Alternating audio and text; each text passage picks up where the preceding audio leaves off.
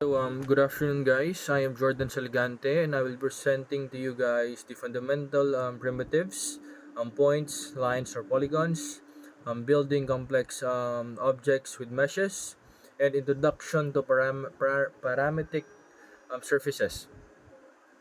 First of all, the fundamental primitives like points, lines, or polygons. Let's start with points. So points is the simple. The definition of points is the simplest geometric entity representing a single location in space with no dimension.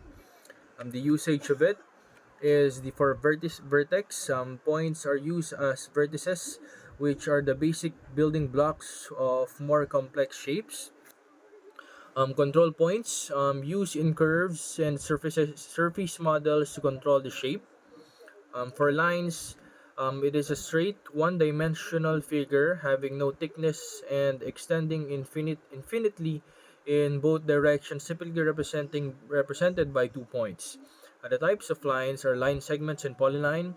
The line segment is defined by two endpoints, and a polyline is a series of connected line segments. Usage of it is for edges and wireframes. For edges, connects vertices in a mesh, and wireframes represent the skeleton of 3D objects. For polygons, we have it is a plane figure with at least three straight sides and angles. Typically more complex in 3D modeling.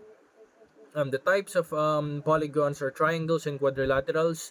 Triangles is the simplest polygon, often used because of their computational efficiency. And quadrilaterals are four-sided polygons, commonly used in mesh modeling. The properties of this is vertices, of course, the corner points of the polygons, the edges, lines connecting the vertices, the faces, the flat surfaces, and closed by the edges. Usage of it is for mesh construction. Polygons are building blocks of meshes and rendering. It simplifies the rendering process for us. Complex shapes are broken down into simpler polygons. Next is the building complex objects with meshes. So again, meshes. The definition of mesh is a collection of vertices, edges, and faces that define the shape of a 3D object. The types of meshes are polygonal meshes, and subdivision surfaces.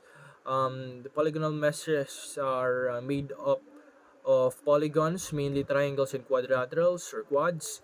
Subdivision surfaces generated by subdividing polygonal meshes to create smoother surfaces. So the construction of mesh is you have different kinds of techniques like box modeling, starting with a basic shape like a cube, with refining it and adding more details. So I've explained this on on my other video. Extrusion, extending a polygon face to add more geometry. Sculpting as well, using digital tools to mold and shape the mesh like clay. We have Boolean operations as well, combining or subtracting meshes to create complex shapes. Then the process of it, of course, you have to create the base of the mesh. It starts with a simple shape. Like I've said, you can use a cube or whatever you like, and you can refine the geometry of this, add details, and refine the shape using modeling techniques. Apply modifiers.